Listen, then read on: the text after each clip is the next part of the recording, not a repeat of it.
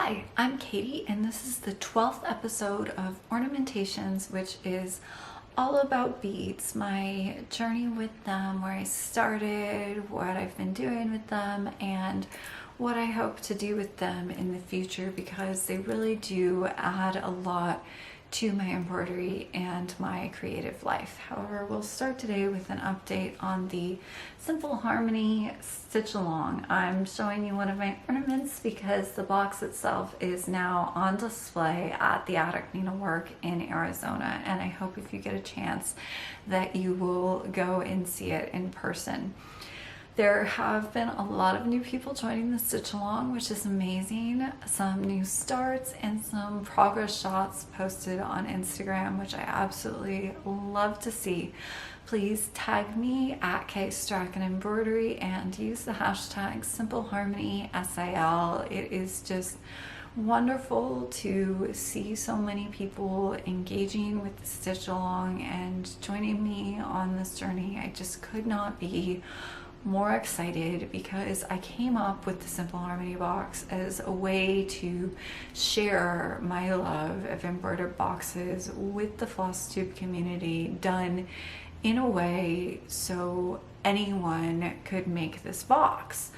But I really wasn't sure if anyone would want to stitch it with me, if the finishing would be too intimidating, if you'd have enough faith in me to guide you through the finishing, or just if there was any interest at all. So to see so many people just making the leap, joining me, in the world of boxes and stitching the Simple Harmony project is amazing, and I am so excited to see your progress and hopefully one day to see your finishes, because I think they're going to be incredible.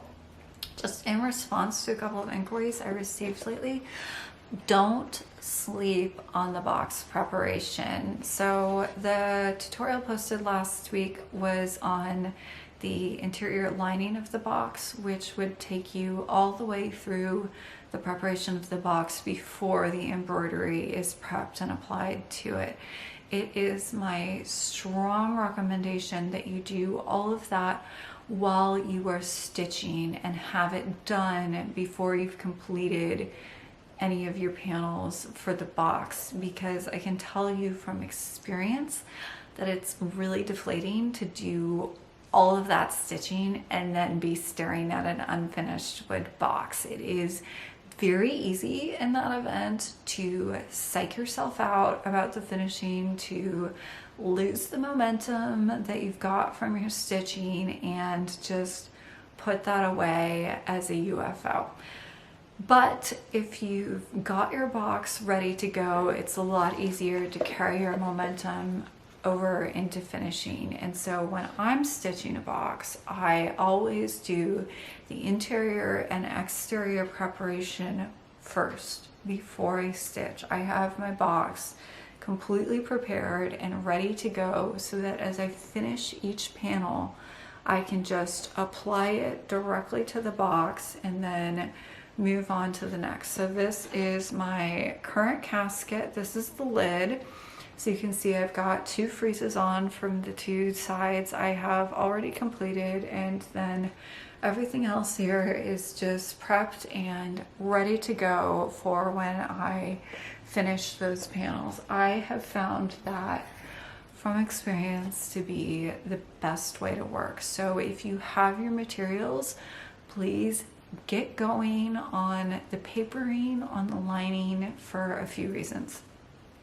First, as I mentioned, really deflating to leave all of that to the end, and also doing the work of the papering, of the gluing, of the lining. It will give you some of the confidence you need to tackle the exterior embroidery finishing, which is the scariest part.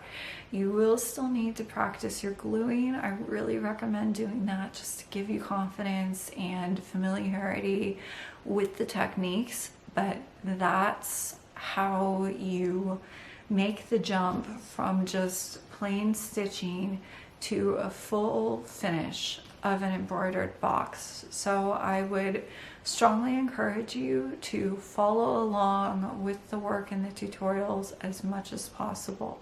The next tutorial will be going up late next week, and that will be my overview of the layout of the sides and the back, since we do have people actively stitching on the project, and I expect some will be getting to the sides fairly soon. So that will be there and ready for you when you get to that point. And just to bring the new people up to speed, Simple Harmony is on a box that can be purchased on Amazon. I will post a full materials list in the description below.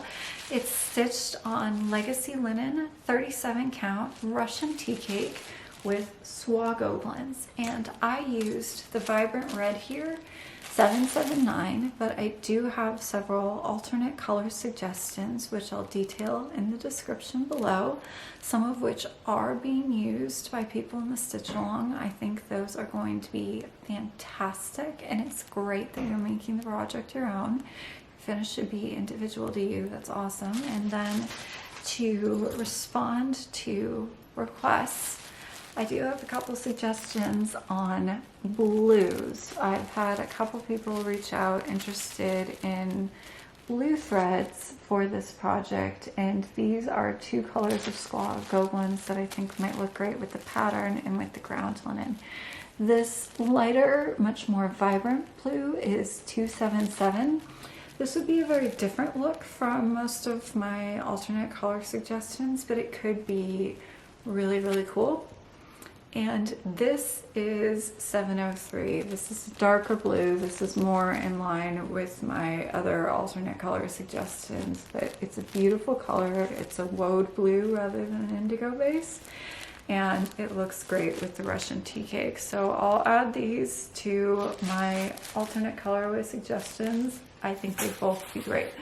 I mean, really, with high quality silk, high quality linen, and a great pattern, you cannot go wrong. So whatever you choose is going to result in a beautiful finish and a stunning, stunning box.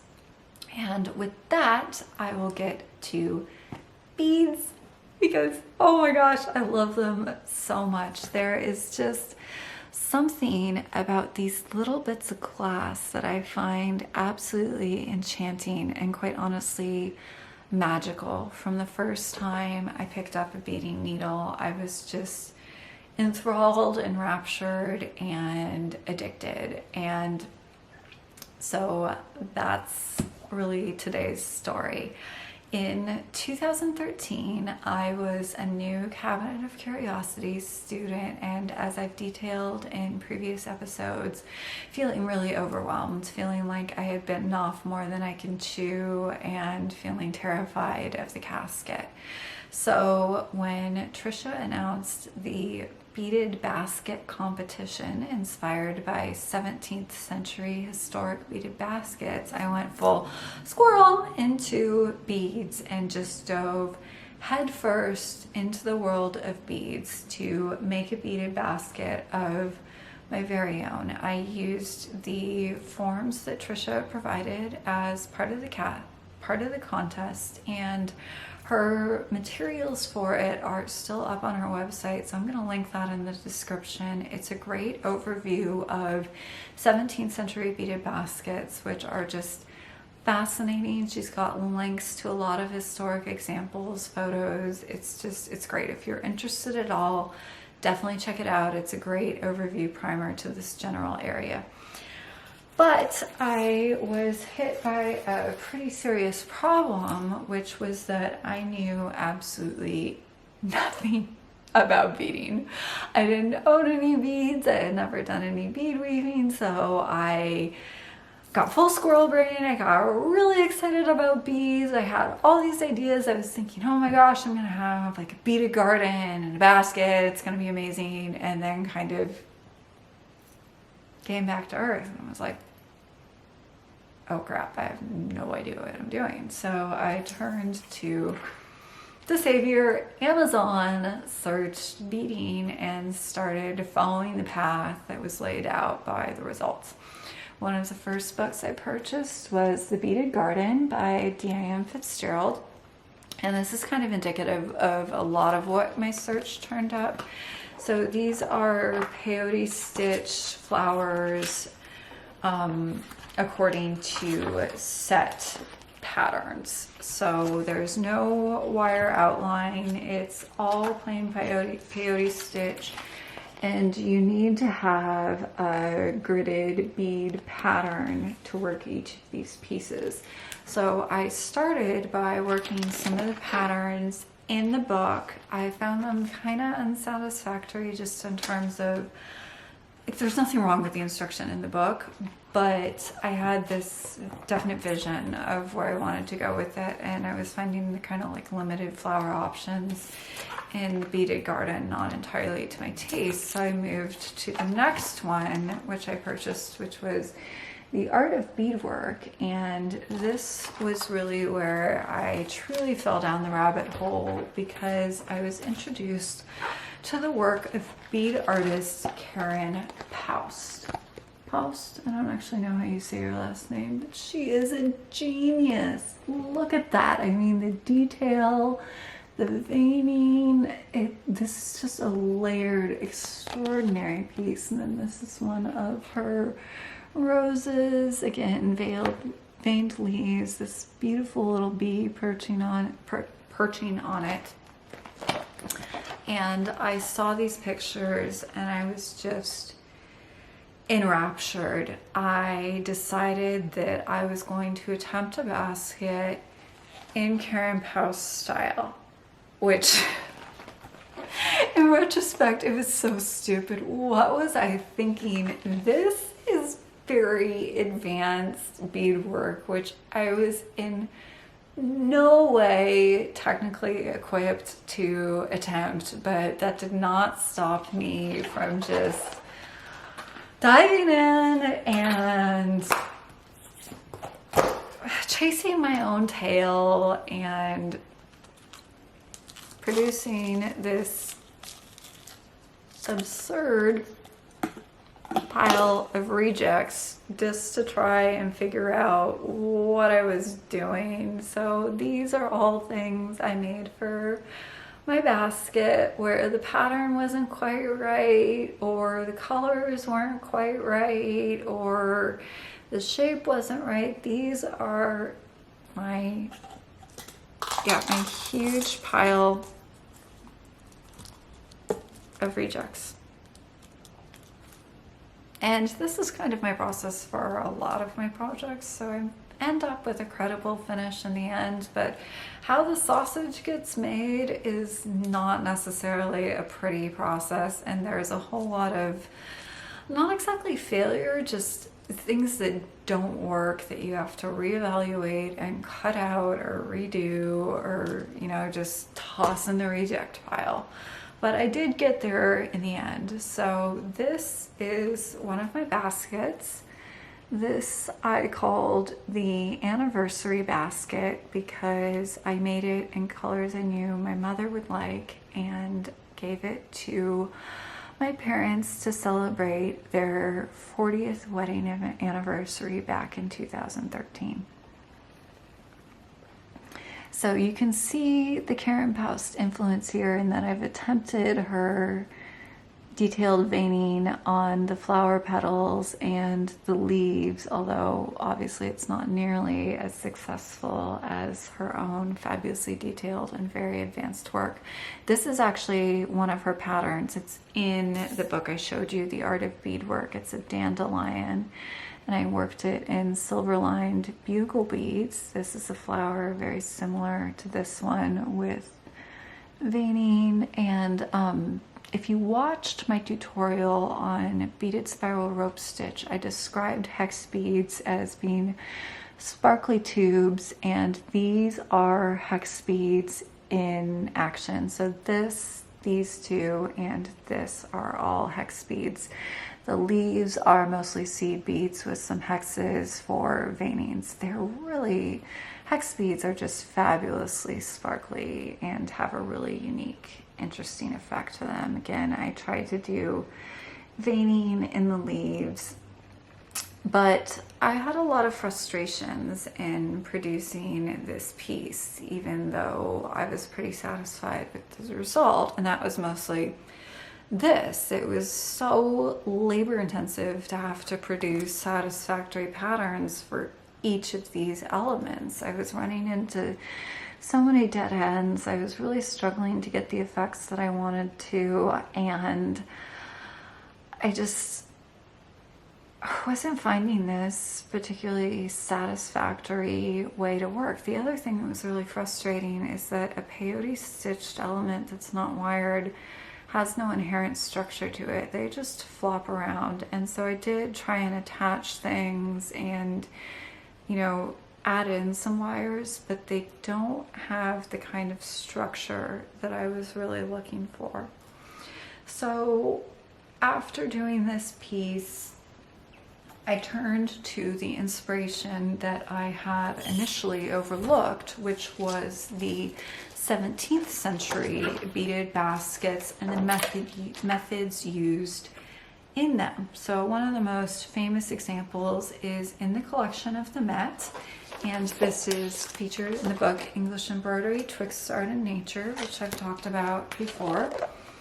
And this is a gigantic beaded basket in full relief with a ton of wired elements, and a red shot of a similar basket that's in the collection of Colonial Williamsburg. I will link the Met's photos of this in the description. They have great photos. You can zoom in and see the techniques on display, and that, like a lot of 17th century stump work, beaded or embroidery, showed an astonishing variety of technique. It was much more varied than the plain unwired peyote stitch that I had been experimenting with so far. And that really took me into the direction that I've been going in since, which is to co-opt a method from stump work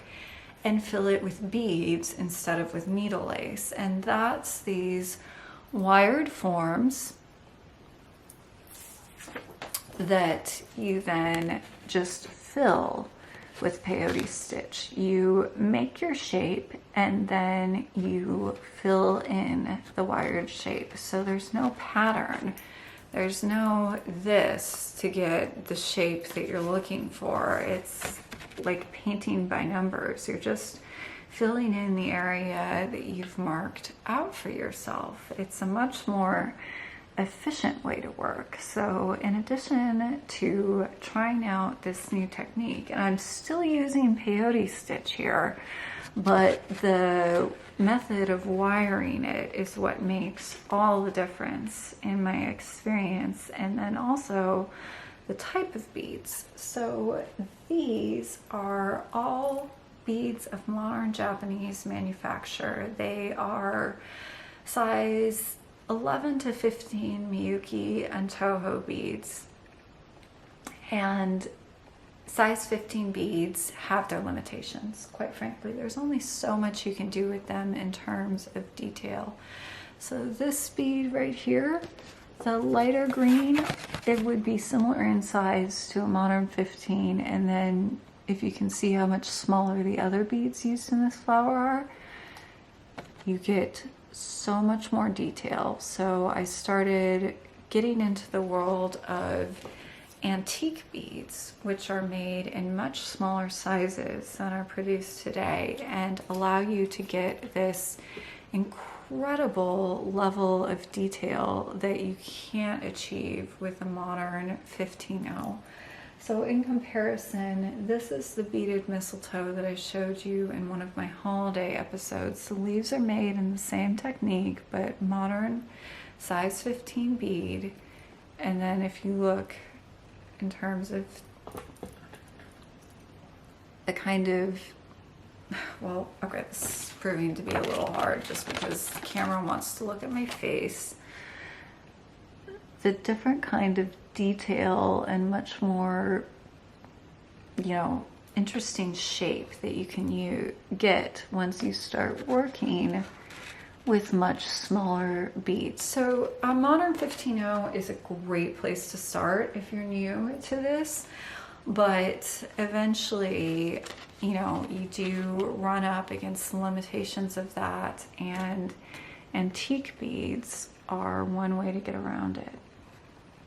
So I started creating these individual beaded flowers and accenting them with some modern crystal beads, because I am always interested in mixing eras and techniques, and you know, I don't go strictly for 17th century reproductions. I'm always trying to make things my own and bring something new to it. So this little collection is eventually going to fill, I'm trying to hold this up without dropping everything, it's not working very well. Is eventually going to fill the interior of a stump work box to create a beaded garden. So you open the lid and you see just this beautiful forest of dimensional beaded flowers.